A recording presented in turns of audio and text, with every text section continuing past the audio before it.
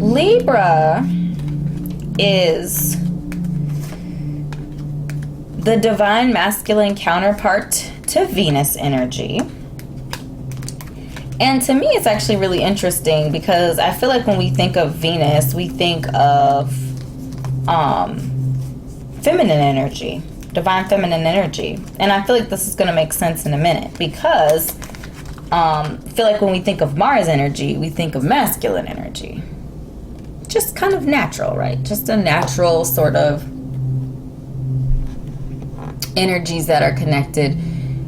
But all of our planets are balanced. The sun is not a planet, the moon is not a planet, right? So the sun is just masculine. It's pure, unadulterated masculine energy, and the moon is pure, unadulterated feminine energy. The planets, however, are balanced. They have in ancient astrology, they all have a masculine and a feminine counterpart. Now, our divine masculine counterpart to Venus, to me personally, is a little bit softer around the edges than some of the other divine masculine counterparts to some of the other planets. And I feel like this is intentional because Venus energy, right, the planets are bigger than the zodiac signs. They rule. Their energy is expressed through the zodiac sign. So that Venetian giving, receiving, loving, beauty focused, beauty, value, all of that kind of stuff is expressed through Libra as well as Taurus. But we're air, right? We're in the mind space, divine masculine, outwardly expressive.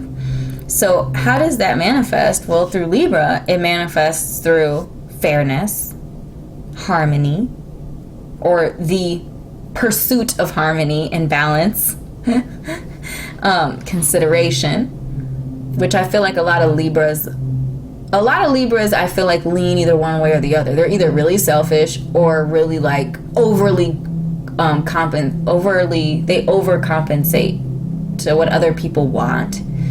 And the kind of life pursuit, if you will, of Libra energy is to find that balance. That's what they're always striving for. So Libras are not balanced. They strive for balance. That is like kind of their life mission, if you will. And that's to say a lot about a lot of the signs, like what they're associated with is often what the energy, the intent of the energy, and individuals are meant to pursue that. I feel like this is especially true if you have either rising or sun sign.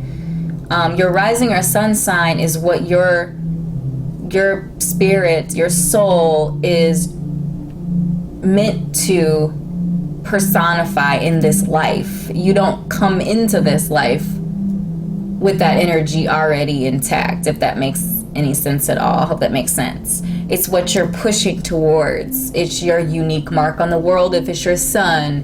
It's your, self-expression if it's your ascending sign. So those are all things we grow into along our journey.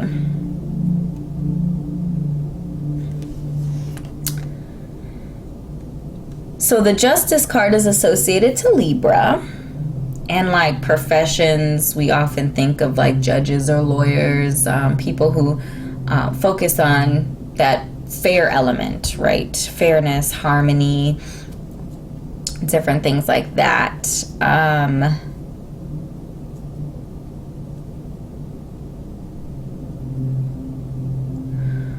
Partnership is a huge focus for Libra as well.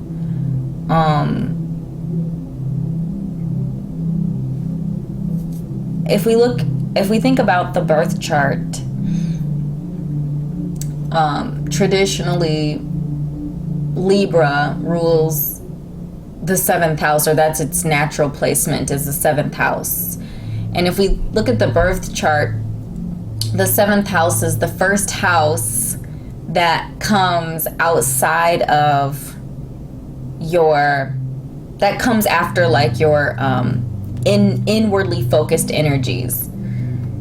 You know, so if we're looking at a birth chart, the houses on the bottom of the birth chart, houses 1 through 6, are like all of kind of your personal stuff. That's your personal, how you personally communicate, what you personally value, your self-identity, your creative mark, you know, your routine, how you develop routines and all that kind of stuff lives below the horizon.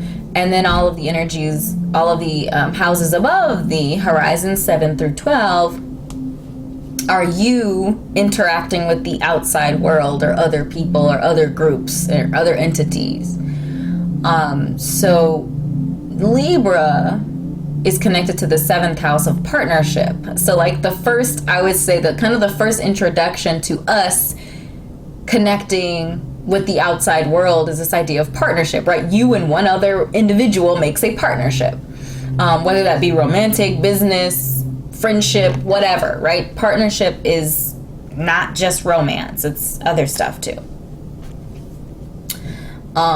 So I feel like it makes sense relationally that there is that insecurity in Libra, right? Because we're coming out of our individuality, right? Our individual energy and what we need and want and all of that stuff, and we're combining that with someone else or something else. So I feel like it makes sense that there would be some wobbly legs on that side, and you're trying to figure out, okay, how do I balance my needs, which is what I'm used to, right? 1 through 6, houses 1 through 6, and like this new concept or idea of other people and what they need and what they want and all this other sort of stuff. So I think that's an interesting connection, and it actually makes a lot of sense. Libras, you know, because again they're connected to that at Venus, are often very, you know, very connected to, you know, beauty. Some people might say vanity, beauty, love, value.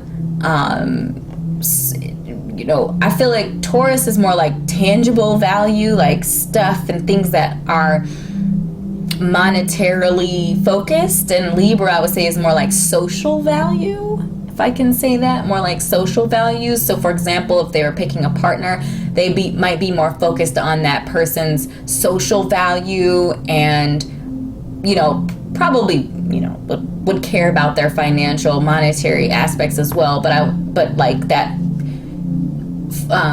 social currency is important to them as well, I should say.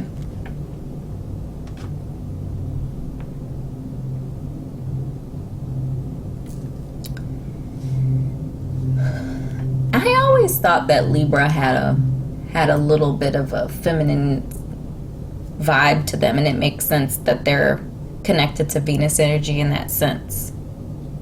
And when I say feminine, I mean divine feminine, more of a focus on the nurturing, nourishing, more concerned about creating community, more concerned about, you know, others and not like their selves necessarily. I feel like a lot of divine masculine energy is about achieving something or going out there and doing something. It could be for others, but you know, there's kind of like this agenda, and it's about kind of solo dolo accomplishments. And divine feminine energy to me is more about collaboration and connectivity to others.